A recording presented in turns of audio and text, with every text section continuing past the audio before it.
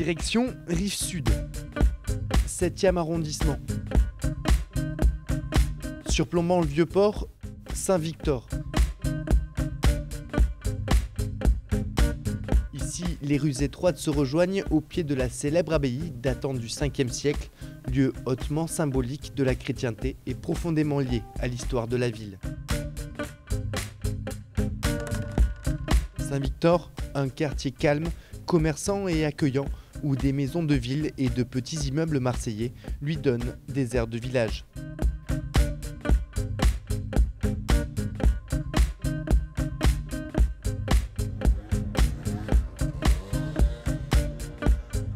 C'est un quartier chaleureux, historique, où on s'y sent bien. Dans mon quartier, il n'y a rien de spécial, il y a le bien-être, voilà, la tranquillité, c'est tout. On est bien, il y a tout. Pour descendre en ville, on fait tout à pied. Et voilà. Les gens, ils sont en terrasse, c'est sympa. Oui, voilà, c'est tranquille. Un quartier sympa et tranquille. Surtout ce qu'il faut leur dire à ces braves messieurs qui viennent questionner les Marseillais, c'est que Marseille c'est la plus belle ville de France, je dirais même avant Paris, sauf pour les... Ah, là on est chauffé. Non, pas du tout. Les gens se connaissent, les gens se rencontrent, discutent. Je trouve que c'est un endroit assez calme. Pourtant j'habite, j'ai mes fenêtres, j'ai ma fenêtre principale qui donne sur la rue, des tirants. Et le bruit ne me gêne pas, les voitures, ça ne me gêne pas du tout. Il y a une belle vue, très belle vue. Très serein, je sais pas. Peut-être c'est l'heure de la journée, mais c'est malgré l'agitation qu'il y a autour, là, on est bien. Et puis on a une si belle vue sur le Vieux-Port d'ici. Ah oui, c'est super, le soleil et tout. Une vue magnifique sur la mer, sur les églises en face. Mais on a la plus belle ville de Marseille, de France. Oui, d'accord. Ah. On a toujours le beau temps, on a un Vieux-Port qui chante tout seul, regardez. Et enregistrer l'église. Voilà. Notre basilique de Saint-Victor, qui est très belle. Moi je l'ai déjà visité il y a quelques années, donc voilà, c'est pour y retourner parce que c'est beau.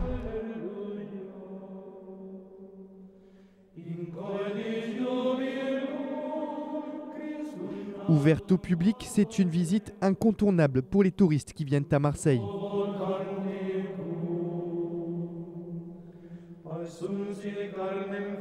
L'abbaye Saint-Victor est un édifice chrétien qui rayonna dès le 5e siècle à l'échelle méditerranéenne.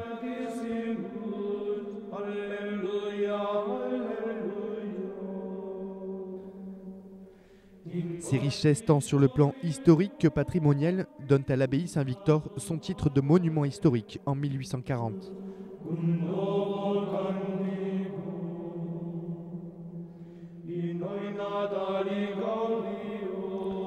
Toujours lieu de culte, aujourd'hui c'est aussi un lieu culturel avec un festival de musique. Et au fond de la nef, placé sur une tribune, se trouve l'orgue construit en 1840 qu'il faut parfois accorder.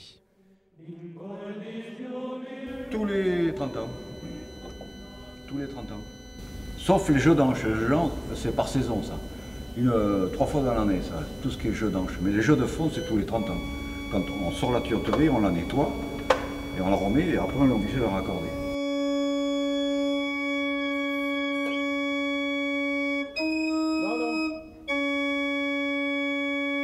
Et sous cet orgue se trouve l'accès à la crypte. L'abbaye conserve tout son passé dans ses murs et si l'on sait tendre l'oreille, elle nous chuchote son histoire à vous donner des frissons. Nous sommes dans les cryptes de Saint-Victor. Crypte veut dire église cachée, souterraine. Nous sommes ici dans le sanctuaire paléochrétien. C'est au XIe, XIIe siècle que la basilique supérieure a été édifiée. Et donc elle a recouvert une basilique paléochrétienne du IVe et Ve siècle, toute proche du tombeau de Victor. Ici, nous entrons dans la grotte où a été déposé Saint Victor, ses compagnons et son fils. Initialement, on y entrait par ce boyau qui rejoint l'espace à ciel ouvert devant le sanctuaire antique. Au Moyen Âge, les moines ont réorienté cette grotte. Et on voit ici, vous voyez, comme un arceau qui pourrait faire une entrée avec une croix. Et puis de nouveau ici, une croix avec alpha et oméga autour. On devine que la tombe de Saint-Victor était par ici. On voit deux tombes de part et d'autre. Et puis, cette sculpture assez énigmatique, dont on peut deviner que c'est un évêque. On devine ici la crosse pastorale. Et donc les chrétiens de Marseille y ont vu Lazare. Cette figure semblerait dater du VIe siècle, mais s'agit-il là de Saint Lazare, archevêque d'Aix au début du Ve siècle, ou bien de Saint Lazare qui, selon la légende, débarqua sur les rives du Lacidon, accompagné de Sainte Marthe et Sainte Marie-Madeleine.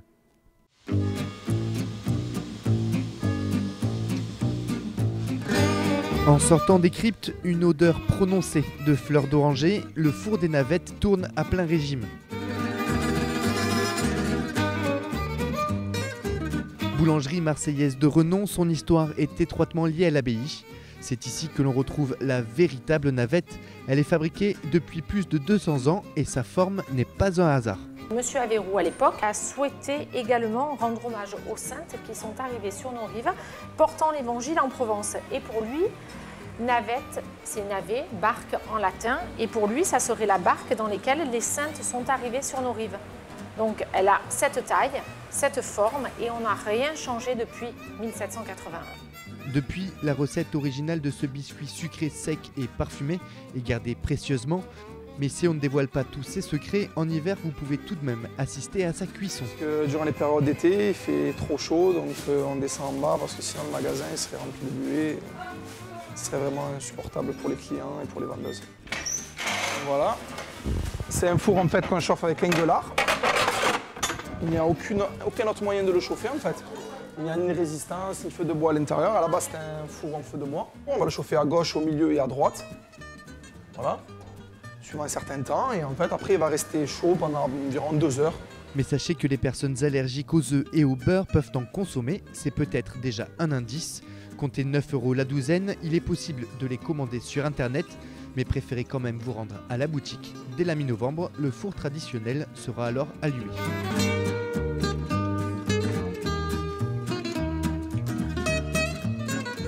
Juste en dessous du four des Navettes, une nouvelle boutique rend hommage aux anciennes savonneries qui grouillaient autrefois dans le quartier. Bonjour, je vous présente ma savonnerie, les savons de Saint-Victor. Je vous propose de rentrer. Vous avez la fabrication du savon. En ce moment, elle est en train de fabriquer un savon parfumé à la barbe à papa. Vous mettez les bondillons par la trappe.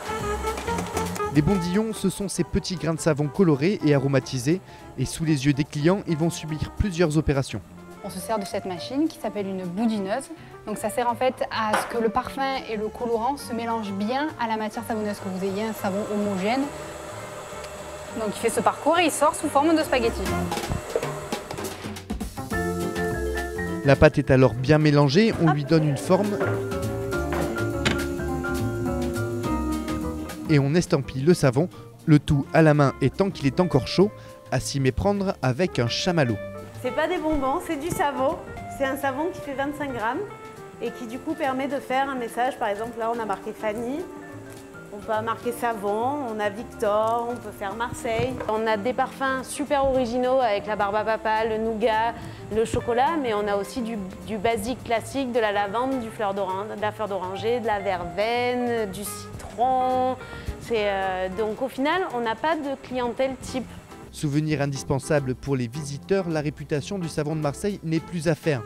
Et ça, la jeune entrepreneuse marseillaise, au plein cœur de l'activité touristique de la ville, l'a bien compris. Dans la série des cadeaux souvenirs à ne pas manquer, ils participent aussi au rayonnement des produits provençaux partout en France et au-delà, les santons. C'est un produit typiquement français, typiquement provençal. On sait l'engouement que la Provence peut provoquer au-delà de nos frontières. Et certains s'attachent à ces petites figurines qui sont fabriquées par chez nous. Et ici, à Saint-Victor, dans l'atelier Marcel Carbonel, on les fabrique à la main depuis 1935. Donc on va faire une carotte avec de la terre. Pourquoi une carotte? Parce qu'il faut, en premier lieu, mettre la terre au niveau du nez. Puisque le nez, c'est une cavité qui est à la fois très petite et profonde. Donc on fait une pointe, et quand on va poser l'argile dans le moule, on va commencer par le visage et par le nez. Voilà, donc c'est assez précis, et on estampe.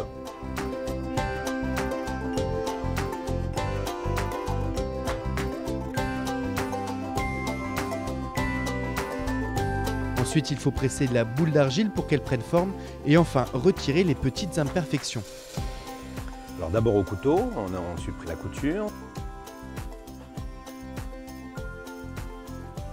À ce stade, le sujet brut est presque terminé. Il faudra donc le laisser sécher avant de le passer au four, puisque tous les santons sont cuits, ce qui les rend plus solides.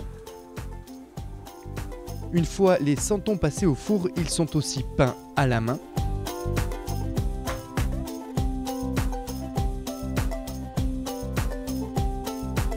Des heures de travail pour réunir une grande collection de santons traditionnels. Alors dans la collection, on a 6 tailles différentes. Et dans la taille des 7 cm, qui est la taille la plus courante des santons de crèche, on a à peu près 250 sujets. Donc voilà, toute taille confondue, ça fait plus de 750 modèles aujourd'hui. Des modèles que l'on peut admirer dans le musée qui leur est consacré en compagnie de plus de 2000 autres pièces. Des santons de Provence bien sûr, de différents créateurs et de différentes époques, mais également des figurines du monde entier. Avec près de 7000 habitants dont un tiers a plus de 65 ans, le quartier comptabilise quand même une moyenne d'âge de 44 ans, ce qui en fait un quartier dynamique. Malgré la disparition de petits commerces de proximité, victimes de magasins de la grande distribution, ici fourmillent de nombreux artisans et créateurs. Saint-Victor, à quelques pas de l'hypercentre, est un concentré du patrimoine local. Ce quartier cultive les traditions provençales, attire les touristes et marseillais qui viennent profiter d'une vue inoubliable sur la ville depuis le parvis de la basilique.